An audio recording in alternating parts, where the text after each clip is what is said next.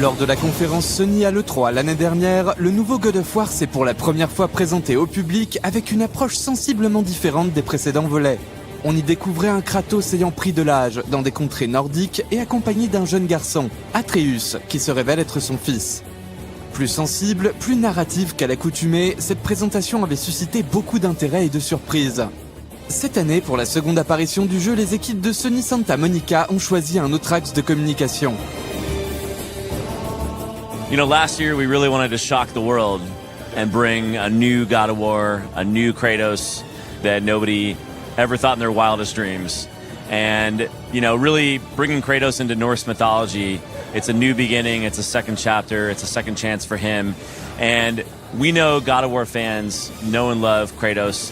He was a vengeful god in the past, and this time around we wanted to introduce his son. And that is really the core of the story of God of War. It is the story of a father and a son on a deeply personal quest. It's a new beginning for Kratos. And what we really wanted to get across in this trailer, where last year was about the emotionality, introducing that dynamic between the two of them, is the combat. And we know the hallmark of a great God of War game is the fast, frenetic, and fluid combat.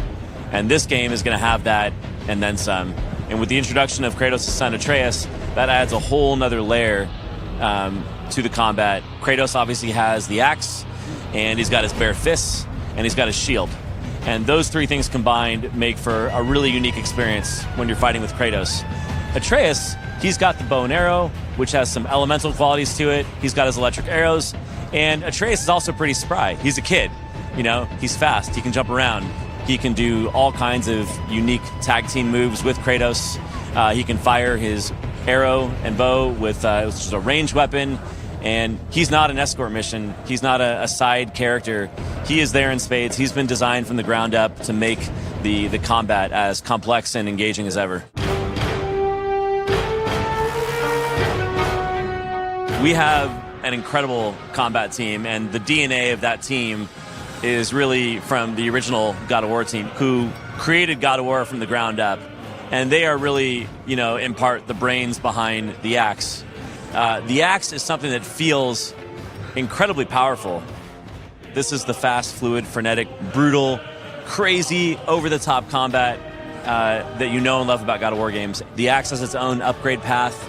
It's something that Kratos can throw and fling back to him. He can do things like throw it into a wall and go and melee the crap out of an enemy and then sling it back and have the axe hit that enemy as it's coming back. It is just a very engrossing and I think soon to be iconic weapon for God of War. Entre le contexte, les divinités et les armes, on a l'impression que tout change. C'est aussi le cas de l'élément central de la série, son charismatique héros Kratos, que l'on retrouve et que l'on découvre changer. God of War fans have known a very certain type of Kratos for the last 10 years. And our creative director, Cory Barlog, was a part of that history. He creatively directed God of War 2, and then after that game, he took some time off. And it was really important to our studio head, Shannon Studstill, to bring Cory back. At the time, we knew it was time to reimagine and do a different take on God of War. And when Cory came back, he had a really bold new vision, a new beginning, something that would ground Kratos, something that we, in many ways, whether you're a parent or not, could all relate to. And that was this idea of Kratos having a son and going on this big, grand, wondrous adventure. But it's not just a happy-go-lucky adventure. This is something that it's a dark and gritty world. It's a treacherous road. It's a dangerous road. And Kratos, in one sense of the word, is trying to shield his son Atreus from the dangers, just like any parent would. But at the same time, he's also training him to become a warrior. He is worried that Atreus has, you know, all the godlike qualities in him, and he's trying to protect him from that. And on the other hand, Atreus doesn't know that he might be a god himself. And so there's this really cool dynamic where they're playing off each other as they go on this incredible journey. And I think that story is something that we can all relate to.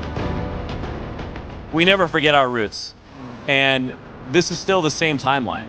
This is still the same universe, but a different mythology.